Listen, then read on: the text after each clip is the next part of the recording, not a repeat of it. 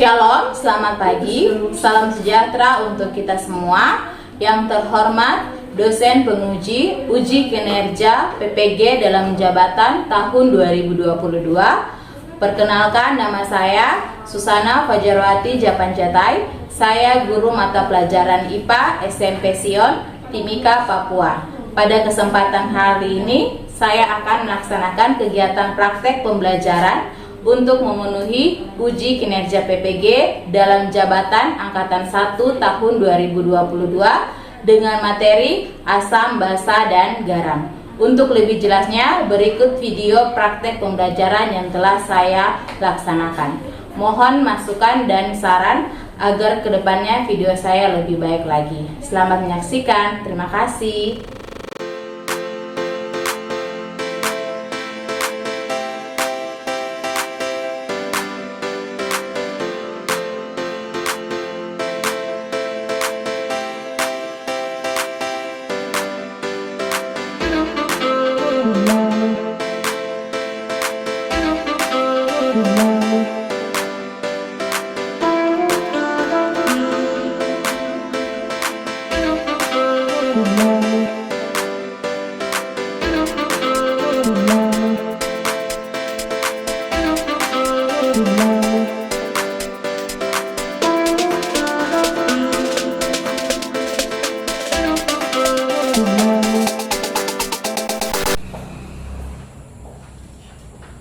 Oke. Salam kepada guru. Selamat pagi, Miss Susan. Tuhan Yesus memberkati. Selamat pagi, Tuhan Yesus memberkati. Selamat pagi anak-anak. Baik. Dari mana kabar kalian hari ini? Baik. Oke, kita akan mulai dengan pembelajaran kita hari ini. Tapi sebelumnya Miss minta satu orang bersedia untuk pimpin kita dalam doa dulu. Kita akan mengawali dengan doa. Grace bisa? Oke, Grace pimpin kita dalam doa.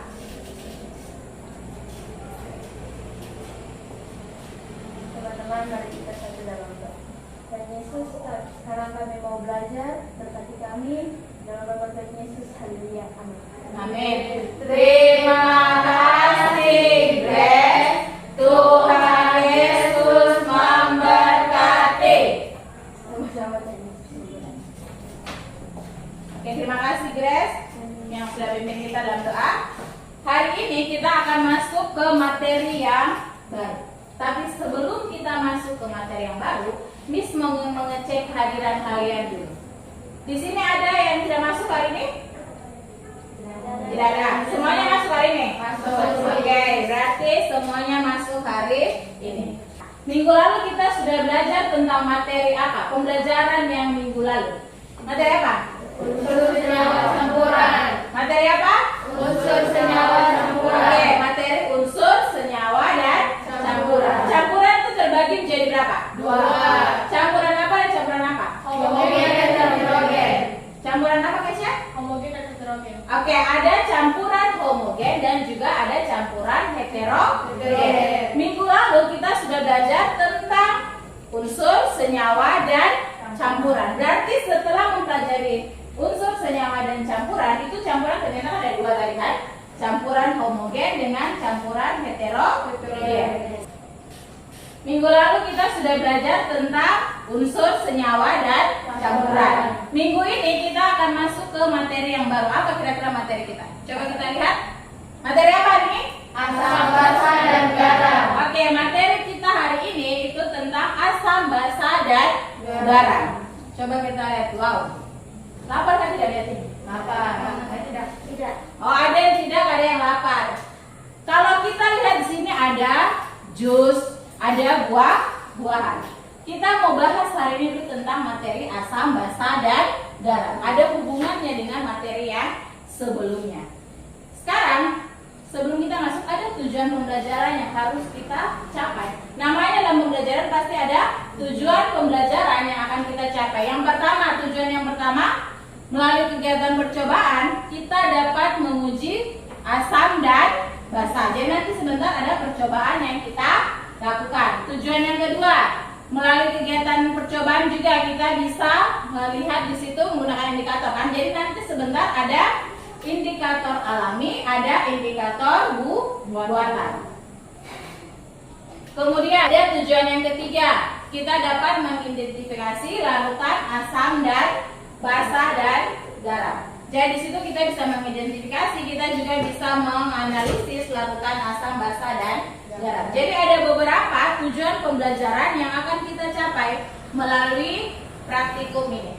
Selain capaian tujuan pembelajaran, ada juga penilaian yang akan dilakukan. Ada penilaian, 3 penilaian yang akan dilakukan pada pembelajaran kali ini. Ada penilaian kognitif, ada psikomotorik, dan juga ada penilaian sikap. Jadi di situ ada penilaian kognitif. Penilaian kognitif itu kita lihat di situ dari pekerjaan, nanti kan ada evaluasi yang dilakukan kan. Dari evaluasi itu kita bisa lihat sejauh mana pengetahuan kalian. Kemudian ada penilaian psikomotorik atau penilaian keterampilan. Nah di situ nanti Miss lihat dari mana? Dari kegiatan praktikum yang akan kita laksanakan. Jadi kegiatan praktikum itu ada nilai yang Miss ambil melalui kegiatan keterampilan kalian. Dan ada penilaian sikap. Jadi ada 3 penilaian yang akan dilakukan pada proses pembelajaran kali ini. Penilaian keterampilan, kemudian juga ada penilaian sikap, dan juga ada penilaian pengetahuan. 3 penilaian itu yang akan diambil untuk pembelajaran. Oke, kita lihat selanjutnya ada gambar di sini. Bisa perhatikan gambarnya? Bisa. Apa yang terjadi di gambar tersebut? Coba kalian lihat. Sakit perut. Oke, sakit perut. Ada lagi? Sakit mah. Sakit mah. Pernahkah kalian mengalami sakit mah? Tidak pernah di sini semua. Oke, berarti luar biasa dong ya. Semuanya tidak pernah mengalami sakit mah. Berarti tidak ada di sini yang sakit mah. Coba kalau ada mungkin tante kalian, mama kalian yang sakit mah. Mama. Oke, ada mama yang mengalami sakit mah. Kalau orang sakit mah itu rasanya bagaimana? Lambungnya sakit. Lambungnya sakit. Kalau kalian lihat saat orang tua kalian contoh terkena sakit mah, bagaimana perilaku mereka pada saat sakit mah? Lambungnya sakit, terus apa lagi? Apa? Ya, muntah. Biasanya kalau orang sakit mah itu kan dia kayak rasa mual kan? Rasa mual, kemudian jadi lemas. Kalian terkena mah itu pasti di sini kan mungkin kalian belum pernah, tapi lihatlah contoh tadi mamanya Kesia. Sakit mah pada saat sakit mah muntah. Kalau misalnya pernah rasa yang namanya sakit mah, itu rasanya mual, perut kembung, kemudian sampai bisa muntah. Kayak rasa apa ya? Tertusuk-tusuk di bagian lambung kalian kan? Kalau sakit mah tuh rasanya seperti itu. Oke, Miss ada video di sini. Coba kita nonton video ini ya. Kita akan menghubungkan antara video yang kita tonton ini dengan materi pembelajaran kita di hari ini. Perhatikan video di atas.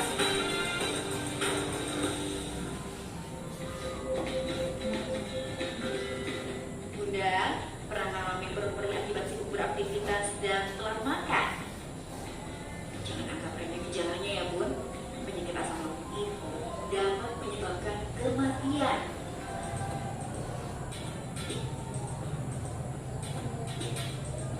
Pola makan yang tidak teratur serta tingkat stres yang tinggi kerap terjadi pada masyarakat ibu kota inilah yang menyebabkan naiknya asam lambung. Asam lambung jika tidak segera diatasi akan berakibat fatal, bahkan yang terparah dapat menyebabkan kematian. Udah akrab dong dengan wajah aktor ini Peter. 10 Mei 2015, aktor senior tersebut tutup usia. Ini Peter meninggal pada usia 58 tahun buat. Sebelum mengembuskan nafas terakhir, ia sempat mengeluhkan gangguan pada perutnya. Ini Peter meninggal dunia akibat penyakit asam lambung.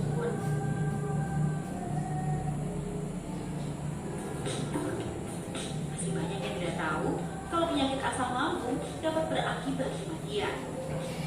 Jadi sebenarnya yang harus kita pahami bersama adalah tidak pernah ada orang yang meninggal karena asam lambung meningkat. Komplikasi dari asam lambung meningkat dan akhirnya menimbulkan perdarahan ini yang mungkin membuat seseorang meninggal. Jadi bukan karena asam lambungnya meningkat. Penyakit asam lambung atau istilah medisnya gastroesophageal reflux disease atau GERD makan berpengaruh besar buat naiknya asam lambung umumnya disebabkan disebabkan oleh tidak berfungsinya lingkaran otot pada bagian bawah kerongkongan. Lingkaran otot ini berfungsi sebagai pintu otomatis yang akan terbuka ketika makanan dan minuman turun ke Kalian bisa dalam. lihat di situ tuh. Jadi asam lambung Gambar lambung kan yang di situ. sesuatu yang normal yang dihasilkan oleh lambung. Lambung kita itu letaknya kira-kira di sini. Nah, kemudian untuk kondisi normal, lambung itu kan ada selaput lendir yang berisi. Nah, selaput lendirnya itu salah satu fungsinya adalah untuk menghasilkan asam lambung. Naiknya asam lambung ditandai dengan sensasi terbakar pada bagian dada atau nyeri ulu hati, mulut, serta kerongkongan terasa tidak enak. Penanganannya, segera temui dokter penyakit dalam. Tahap lanjut, pasien melakukan endoskopi, yakni memantau luka pada dinding esofagus atau kerongkongan melalui alat yang disebut endoskop. Jangan keliru, banyak yang mengira penyakit ini serupa dengan penyakit MAH. Ada kesamaan, namun penyakit ini berbeda loh, Bun. Istilah umum sebenarnya kalau mah itu pasti asam lambungnya meningkat gitu. Nah, tapi gejala mah ini macam-macam. Ada yang dominan nyeri, di mana asam lambungnya meningkat banget. Ada yang lebih dominan gemuk, di mana gasnya yang lebih meningkat gitu. Cuman mana yang lebih dominan? Mencegah lebih baik dari mengobati. Selektif memilih makanan jadi kunci utama hindari penyakit asam lambung. Selain sediakan lambung, bila sewaktu-waktu rasa sakit menyerang. Dalam hal lebih parah, radang pada lambung dapat menyebabkan kanker lambung, loh, Bun. Nah, sekarang gue udah tahu dong. Oke, itu video yang bisa kita saksikan. Dari video ini bisa kita lihat bahwa di situ tadi apa videonya? Video apa yang sudah kalian tonton? Penyakit asam. Penyakit asam lambung tadi kan bahkan ada yang aktor yang meninggal, salah satu penyebabnya adalah penyakit asam lambung. Kita lihat bahwa penyakit asam lambung itu salah satu juga menjadi penyebab seseorang bisa mengalami kematian. Tadi ada aktor kan yang meninggal akibat penyebabnya penyakit asam lambung. Berarti penyakit asam lambung itu bahaya tidak? Bahaya. Saat terkena asam lambung itu kan kita rasanya mual, rasanya perut tumbuh, perut sakit. Enak tidak kalau terkena asam lambung? Tidak. Misalnya enak tidak? Tidak. Tidak ada orang yang mau sakit. Dari permasalahan itu, dari video yang sudah kita tonton, kita bisa lihat mengapa orang tersebut terkena sakit MAH. Kira-kira pandangan kalian dari yang kalian nonton video, kalian bisa lihat mengapa sampai orang tersebut bisa terkena sakit MAH? Oke, karena pola makan. Karena apa tadi? Terlambat makan. Penyebab sakit MAH itu kan ada beberapa hal yang mengakibatkan orang bisa terkena sakit MAH. Kayak tadi Audrey bilang terlambat makan. Kayak Kesia tadi bilang juga kan apa tadi? Pola makan yang tidak teratur. Dari video tersebut kemudian kita hubungkan dengan materi kita hari ini, yaitu asam, basa, dan garam. Jadi kira-kira setelah kita menonton video tersebut, kira-kira rumusan masalah apa yang bisa kalian ambil dari permasalahan? Ya, Sandria? Kita kayak belajar bagaimana cara mencegah penyakit MAH. Bagaimana cara mencegah penyakit MAH? Oke. Ada lagi rumusan masalahnya apa? Bagaimana cara kita mengetahui bahwa makanan itu mengandung asam? Bagaimana kayaknya suaranya agak besar, belum bisa dengar. Bagaimana caranya mengetahui bahwa makanan itu mengandung asam? Oke, bagaimana kita mengetahui makanan itu mengandung asam? Dari pertanyaan Sandria tadi, Miss, bagaimana cara kita mengetahui apa tadi Sandria? Cara mencegah penyakit MAH. Oke, bagaimana cara kita mencegah penyakit MAH? Kemudian Ferry bertanya, Miss, bagaimana kita mengetahui makanan itu mengandung asam? Dari pertanyaan kedua, pertanyaan teman kalian ini, bagaimana sih Miss cara kita mengetahui bahwa makanan itu mengandung asam? Dan Miss, bagaimana cara kita mengetahui bahwa tentang asam, basa, dan garam? Tidak semua larutan asam bisa kita coba. Karena apa? Yang bisa kita coba hanya makanan yang asam. Kalau dia bukan makanan, tidak mungkin bisa kita coba. Itu bisa berbahaya bagi kita. Maka untuk mengetahui makanan itu mengandung asam, basa, atau mengetahui suatu larutan itu mengandung asam, kita harus melakukan percobaan menggunakan indikator. Kita harus menggunakan indikator indikator. Tidak bisa kita langsung coba saja bahwa oh itu kita tahu dia mengandung asam, oh ini yang mengandung basa. Kalau bukan makanan tidak mungkin bisa kita coba. Jadi untuk mengetahui atau menganalisis senyawa asam dan basa, kita harus menggunakan indikator. Ada dua indikator yang akan kita gunakan. Ini dengan indikator buatan.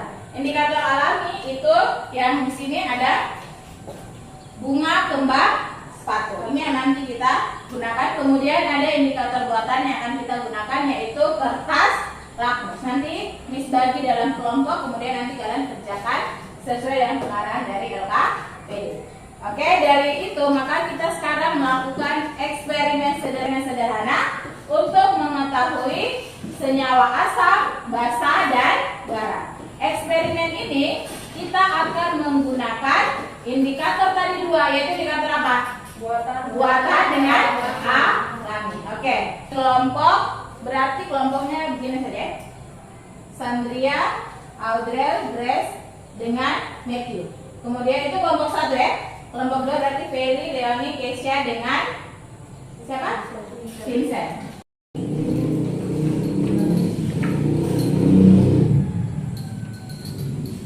Teman.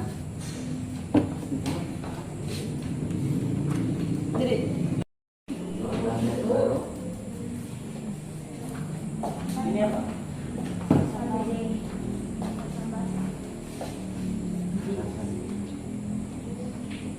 Nah, yang ini sudah. Itu Mari, tidak ada gelas lagi. Aduh, misi. sudah ada. Minum boleh. Ayo, gimana punya?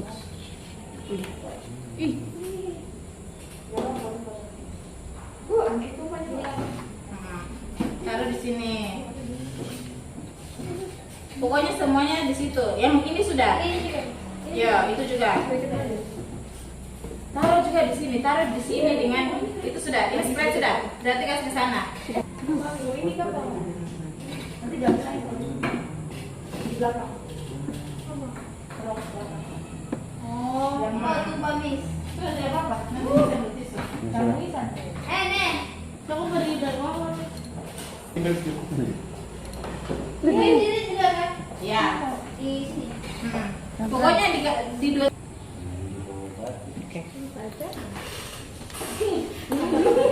Kalian juga sambil lihat situ, sambil lihat LKPD-nya. Jangan dilihat punya ini loh. Jangan lupa untuk mencatat apa itu. Data nanti yang larutan A itu kalau baru larutan B. Suaramu gimana? Satu bibir atas bibir ada satu-satu ya.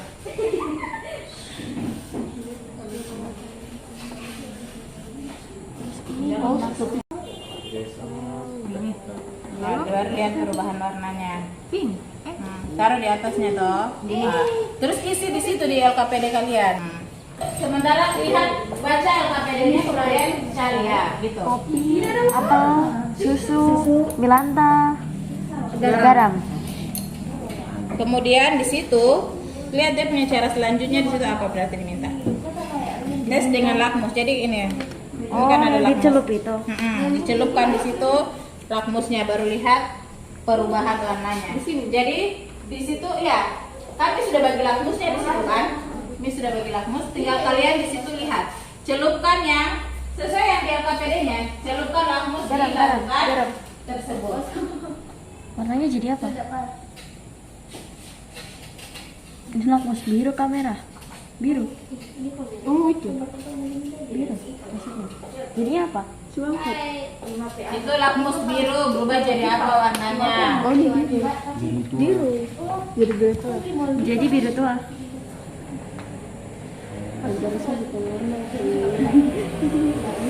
Sudah.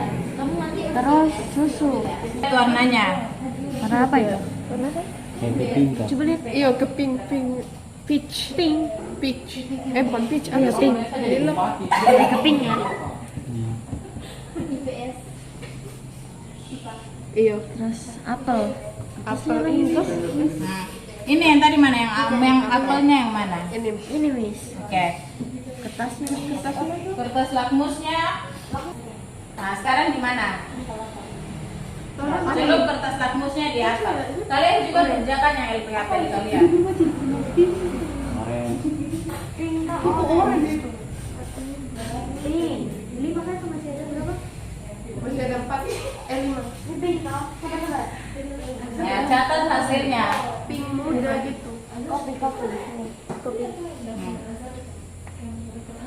Ini kayak orang ini.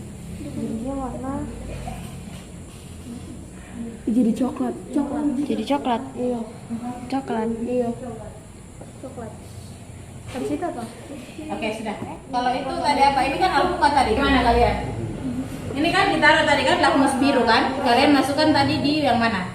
Semuanya. Nah, semuanya lihat perubahan warna. Coba angkat yang ini. Warnanya jadi warna bagaimana? Coba. Dia kayak bukan biru kayak tadi lah itu. Iya. Lebih ke warna apa? Ditulis di LKPD-nya. Ya. Ini apa? Terus apa? Alpukat tadi lihat warnanya toh? Ini apa? Hijau. Hijau muda. Ungu. Pink. Jadinya tidak mencampur. Iya deh, kayak tidak sama. Tidak mencampur. Kita tinggal saja pakai. Ambil lagi yang larutan lain lagi ya. Itu apa? Alpukat. Alpukat tadi kan? Alpukat. Tidak usah diaduk kan? Tidak usah diaduk. Nanti dikocok toh? Oh, dikocok. Ntar gini. Oh. Oke, sudah mau masuk. Gini. Nah, coba yang lain lagi. Lepas ya. Oh iya, betul. Ih, Sudah. Coba kau aduk. lucu ya.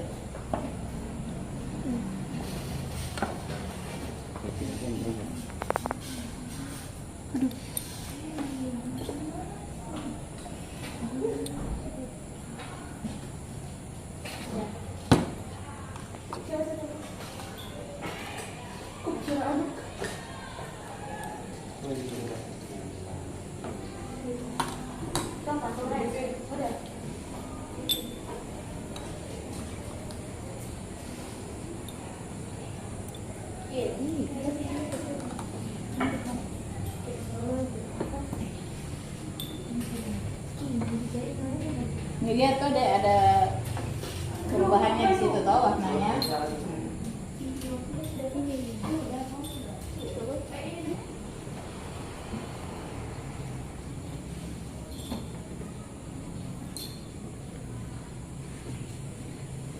Yang di sana juga kerjakan pertanyaan diskusinya.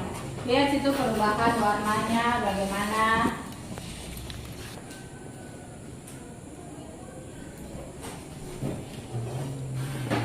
Jawab pertanyaan diskusinya.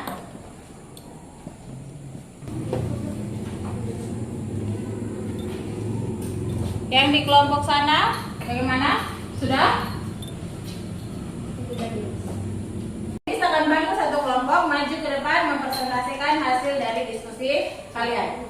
Kelompok ini kan kelompok 1, yang sana kelompok 2. Kita mulai dulu dari kelompok 1. Ayo kelompok 1 maju presentasi hasil diskusi kalian. Silakan di depan. Ayo. Mempresentasikan hasil diskusi kami. Jawaban yang pertama dari pertanyaan yang pertama yaitu ada lakmus merah tetap warna merah dalam larutan asam, lakmus biru berubah menjadi merah dalam larutan asam, lakmus biru tetap biru pada larutan basah. Terus ke kelompok 1. Oke, selanjutnya kelompok 2 silakan mempresentasikan hasil diskusi kalian. Nomor 2 ada larutan asam warnanya merah dan larutan basah warnanya hijau. Dan nomor 3 asam, susu, apel, kopi, nanas, minuman soda, dan sabun. Yang basah obat mah dan alpukat. Dan yang netral adalah larutan garam. Kesimpulan yang bisa kami dapatkan dari praktek ini yaitu 1. Kami bisa menguji makanan asam dan basah melalui indikator sederhana, yaitu kertas lakmus dan indikator alami kemas 1. Yang kedua, makanan yang mengandung asam dapat memerahkan kertas lakmus biru dan makanan yang mengandung basah membirukan lakmus merah. Ketiga, dengan mengetahui makanan asam dan basah dapat membantu kita dalam menjaga kesehatan kita. Ya, terima kasih. Oke, kita beri aplaus dulu untuk kelompok 2. Silakan duduk untuk kelompok. Oke, kita tadi sudah melakukan praktikum sederhana untuk menguji senyawa asam, basa, dan garam. Dari praktikum tadi kita kan menggunakan tadi adalah dua lakmus kan, lakmus merah dan lakmus biru. Lakmus merah itu untuk menunjuk asam, lakmus biru itu untuk menunjuk basa. Makanya tadi lakmus merah tetap berwarna merah pada larutan apa? Asam. Lakmus merah tetap berwarna merah pada larutan asam. Lakmus biru tetap berwarna biru pada larutan basa. Kemudian lakmus biru berubah menjadi apa kalau di larutan asam? Merah. Merah. Jadi lakmus biru berubah menjadi merah pada larutan asam. Kemudian lakmus merah berubah menjadi apa larutan basa tadi? Biru. Ya, lakmus merah berubah menjadi biru pada larutan basa. Oke, bisa sampai di sini? Bisa. Jadi itu perubahan lakmus pada larutan yang sudah kita uji. Oke, selanjutnya kita lihat dari sudah kita lakukan. Jadi asam itu ciri-cirinya bisa kalian lihat. Senyawa asam itu dia adalah senyawa yang menyebabkan rasa asam. Kemudian bila dimasukkan ke dalam air menghasilkan ion H+, hidrogen itu kan. Ciri-cirinya rasanya asam, tidak boleh dicicipi kecuali makanan tadi kan. Kemudian dapat menimbulkan korosif, apalagi mengubah kertas lakmus biru menjadi merah. Oke, mengubah kertas lakmus biru menjadi merah. Kemudian selanjutnya memiliki pH kurang dari 7. Contohnya asam di sini bisa kalian lihat, ada asam tartar, asam sitrat, oksalat, kemudian ada asam klorida yang terdapat pada bagian lambung. Kemudian selanjutnya basa. Kalau basa itu dia dapat bereaksi dengan asam. Kalau basa bereaksi dengan asam itu nanti yang dikenal dengan reaksi neutralisasi. Kalau basa di situ di dalam air menghasilkan ion hidroksi atau ion OH minus. Ciri-ciri basa, terasa licin di kulit, kemudian mengubah kertas lakmus merah menjadi apa? Biru. Kemudian memiliki pH lebih dari 7. Contoh basa, ada di situ kalium hidroksida, natrium hidroksida, aluminium hidroksida, magnesium hidroksida. Tadi kan ada di obat makan. Nah, jadi kalau asam bereaksi dengan basa itu nanti dia bisa menghasilkan yang namanya reaksi neutralisasi.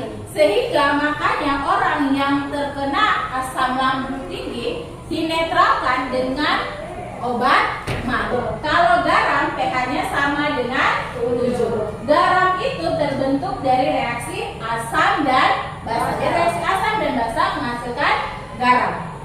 Kenapa tadi disedangkan kalau kita sakit mah, itu kan asam lambung kita naik kan? Bagaimana cara netralkan dia? Netralkan dia dengan kita minum obat mah. Karena obat mah itu saat bereaksi dengan asam tadi, obat mah kan basa kan? Saat dia direaksikan dengan asam, itu akan menjadi reaksi neutralisasi sehingga pH lambung kita menjadi normal yaitu 7. Bisa dimengerti? Jadi makanya harus ada reaksinya. Kalau asam lambung naik, dinetralkan tadi dengan apa tadi? Senyawa basa. Contohnya apa tadi?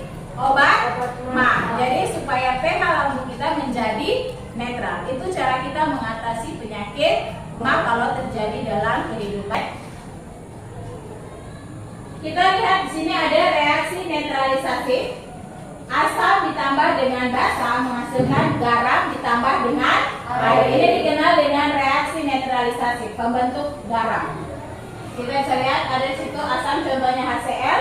Kita reaksikan dengan NaOH menghasilkan di situ garamnya itu adalah yang NaCl. Kemudian air lambangnya adalah H2O. Itu adalah reaksi neutralisasi asam klorida. NaOH itu natrium hidroksida. Kemudian menghasilkan garam natrium klorida ditambah dengan air. Itu adalah reaksi neutralisasi. Sampai di sini bisa? Bisa. Oke, sekarang kita akan selanjutnya tadi kita sudah lihat asam, basa dan garam, kita juga sudah melakukan praktikum. Selanjutnya kita akan melakukan evaluasi. Silakan keluarkan HP kalian. Silakan keluarkan HP kalian, kemudian bisa scan barcode yang ada di atas. Sementara kerja nanti Misteri mau ambil ini.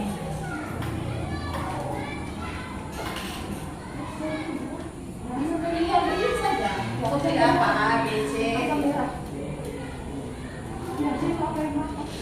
Iya, Ma. Kok di situ? Artinya asam bukan obat mah. Oh, itu mungkin ringan-ringan ini pas.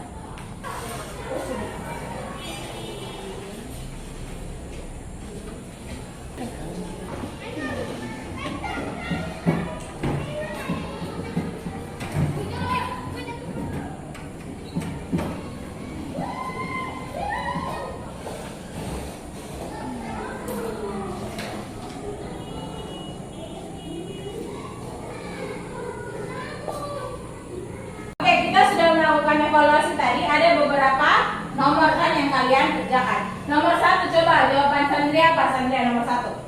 Nomor 1 itu 2 dan 4, Miss. 2 dan 4. Pertanyaan yang ditanyakan nomor 1 apa? Senyawa yang bersifat asam ditunjukkan oleh senyawa nomor Oke. itu sari buah apel, 4 dan tercapai. Oke. Senyawa yang bermaksud dengan senyawa asam ditunjukkan dengan apa tadi? Sari buah apel dengan larutan cabai. Itu nomor 1. Nomor 2, Leoni coba.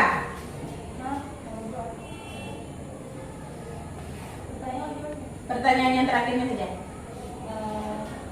Pada tabung media tertulis identitas seperti gambar jiwa.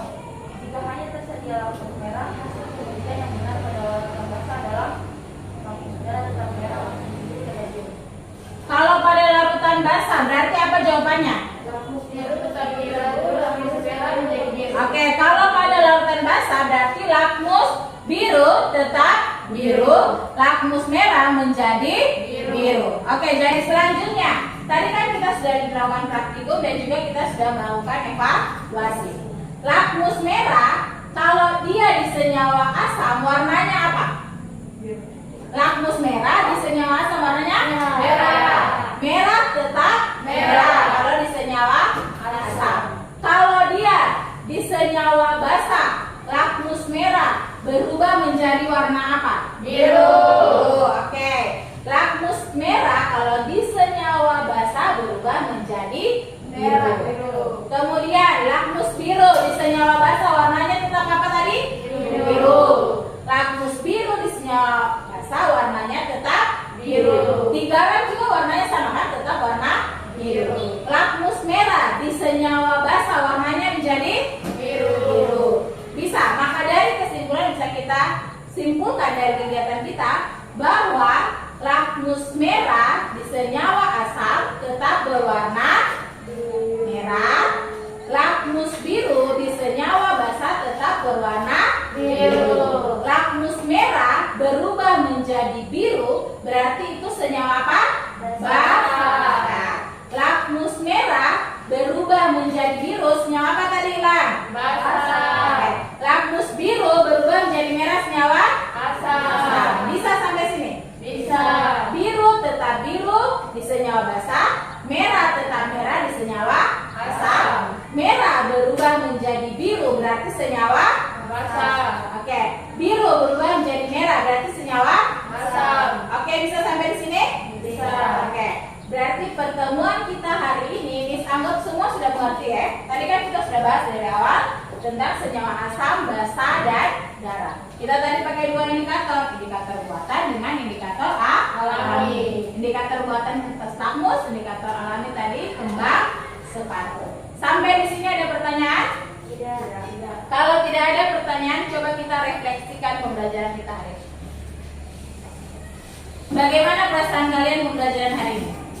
Wow dan haha. Oh, ada yang wow, ada yang haha, ada yang love. Love itu berarti apa? Sarangeo. Love kan sarangeo. Berarti kita ada yang suka, ada yang like, ada yang tadi sarangeo dengan juga ada yang wow. Berarti itu kalian bisa merefleksikan pembelajaran kali ini. Berarti bisa dikatakan bahwa senang tidak? Senang. Senang tidak? Senang. Miss berterima kasih untuk pembelajaran hari ini. Nanti PR-nya Miss kasih di WA grup untuk PR kalian untuk hari ini tentang materi asam, basah, dan garam. Oke, demikian pembelajaran kita untuk hari ini. nanti minggu depan, kan ini bab sudah selesai kan? Minggu depan kita akan melakukan penilaian harian. Jadi minggu depan kita ulangan ya untuk materi yang berada di bab unsur senyawa campuran dengan materi asam, basa, dan garam. Minggu depan kita akan melakukan ulangan. Sampai di sini pembelajaran kita hari ini. Kita akan tutup dalam doa. Oke, kita tutup dengan doa. Miss minta kesediaan Audrey pimpin kita dalam doa.